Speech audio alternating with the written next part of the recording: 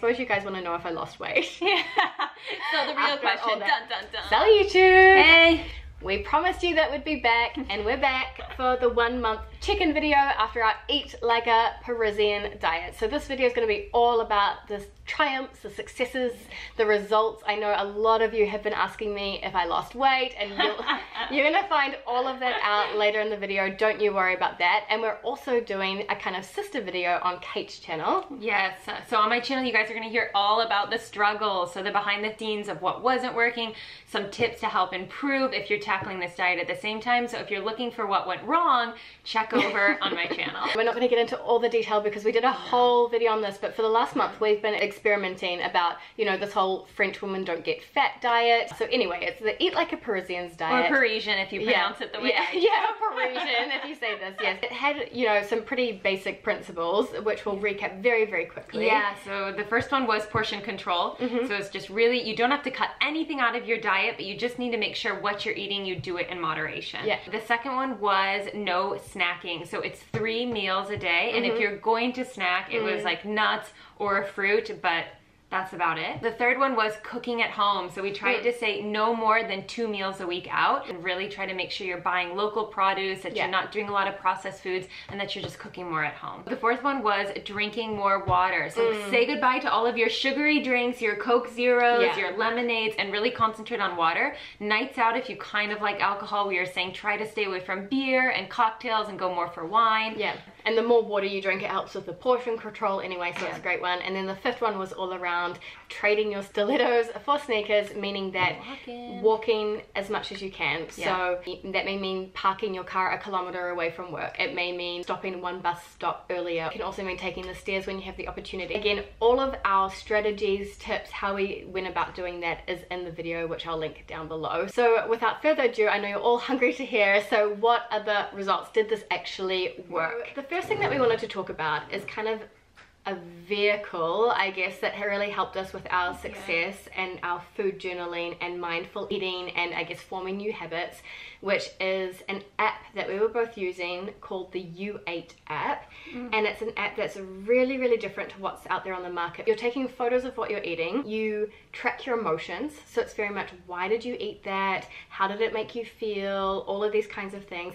It's not calorie counting, it's not beating yourself up on the fact that you had a 697 calorie lunch. It's very mindful food journaling, and the reason we chose this app for this challenge is because it's the Parisian. I don't know how to say it now. I say Parisian, you say Parisian, but it's their spirit. It's like they've got this intuitive feeling of what feels good, what doesn't feel good. They do a lot of self-regulating without actually needing to count how many calories. It's how do you feel after you eat a meal, and so that kind of tells you what you should be eating at your next meal, when and how much. I also think it's a bit like guilt-free in a sense. I used to do a lot of food journaling that was based on calories, and when I did that and I went above the amount of calories that I had for the day, I kicked myself. And with this type of food journaling that's really just based on how you feel, there's not a lot of effort in terms of, it doesn't take a lot of time. You snap a photo, how do you feel, when did you eat, beam, and you're done. Exactly. You can decide to yourself whether you are on path or off path. You decide whether you were on path or not. It's no one telling you that you were naughty. For example,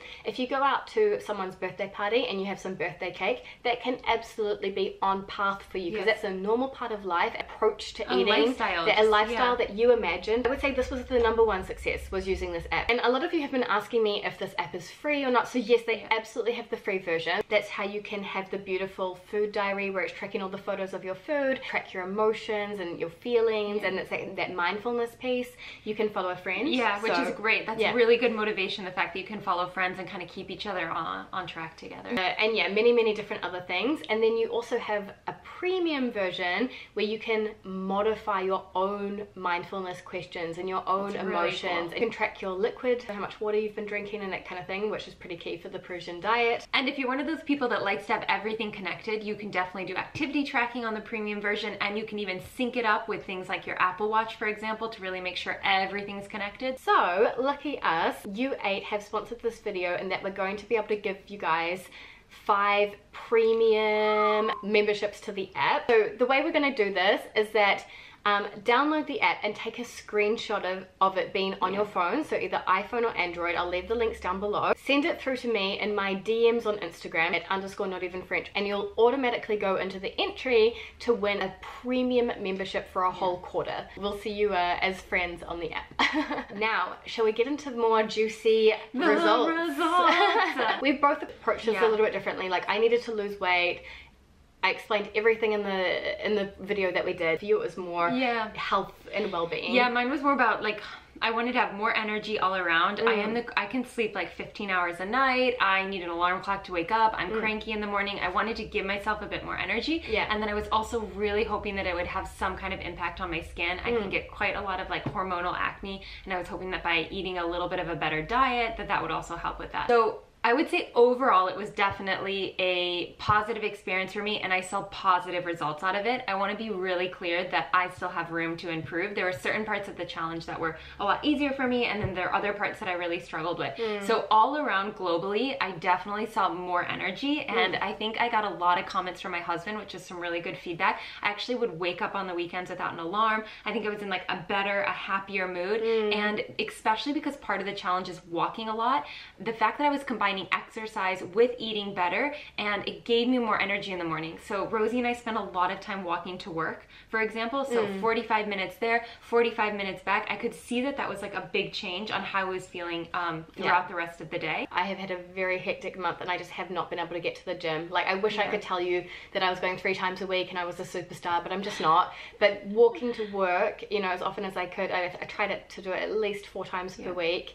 I just felt like at least at night I'd sleep better. Yeah, and you know what I found is sometimes it's hard to find time to go to the gym, but I found it never hard to say to myself, you need to leave work 20 minutes earlier so you can walk, or you're gonna go meet someone in a bar, so walk the 30 minutes instead of take the metro 15 minutes. Yeah, because you're going there anyway. Exactly, and so it doesn't seem out of the way. So that was my first one, which went great. And then the second thing that I was really focusing on was kind of seeing if it would improve my skin. I would definitely say that part of the time I saw a massive improvement, and another part I didn't see as much of an improvement. But because I'm also trying to improve something that's hormonal acne, I think that's kind of just how it's gonna go for now. So I was quite happy with the couple of weeks how my skin looked better. It was definitely like cleaner. There was less like little red splotchies around. So I would say that was a positive impact as well. Like most girls, there are times of the month where your skin, you know, goes downhill. But when it wasn't that time of the month, my skin was so much clearer. I was happy because I had boxed myself into like, you've got adult acne, and I was like, actually no, I've got a bad diet. There's a difference. Something that I felt through forming these new habits is that I'm just not hungry between meals anymore, which is something that I didn't think I could ever achieve. And to be quite honest, I thought when French girls said that, they were lying. It's like, I think it's like smokers, you know, some smokers, every time they're drinking or every time they're on the phone, they feel like smoking. I think snacking's a habit. It's not a need. Like, I mean, I was very rarely hungry when I wanted to snack. So these new habits really helped. And I do feel like I've shrunk my stomach because I was eating huge portion sizes, which is how I was able to put on an extra 10 kilos over the past 5 years, because I was enjoying French food way too much. And okay, maybe for the first week, I felt really hungry when I woke up in the morning, for example. But after that first week, I actually think I just kind of shrunk my stomach physically, and I'm genuinely so satisfied and not hungry at all, and eating smaller portions and not snacking. So for me, that's a giant win. What's really exciting about this is I still had pasta. I still had burgers on a Friday. I still had, you're not cutting out massive food groups or feeling like you have no treats for a month. I don't feel deprived. I don't feel down. I suppose you guys want to know if I lost weight. So the real question, dun dun dun.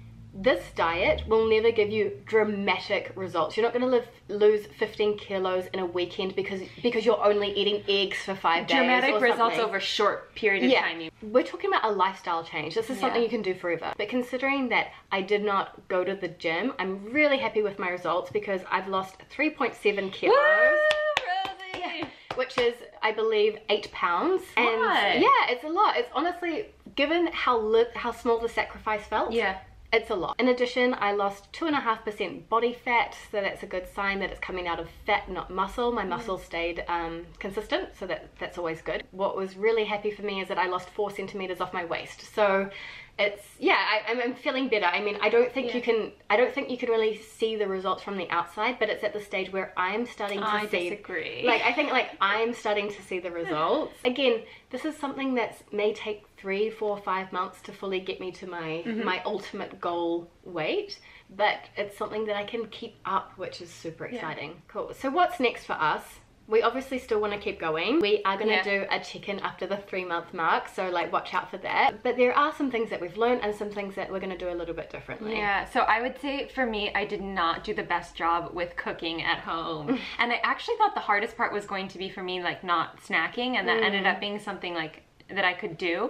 The cooking at home was really difficult. I think I had a busy month, a lot of work trips, and so often I would come back, it would be late at night, there'd be nothing in the fridge, and it just seems so much easier to order something.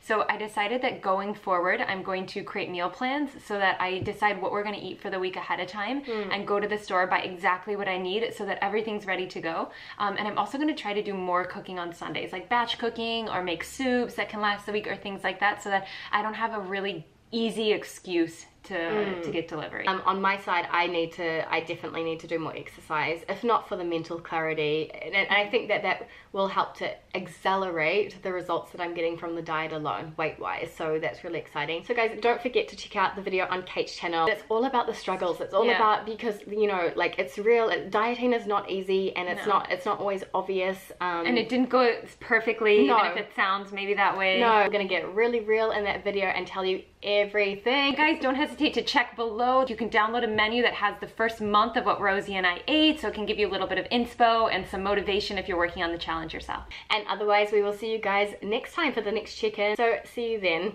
A bientôt.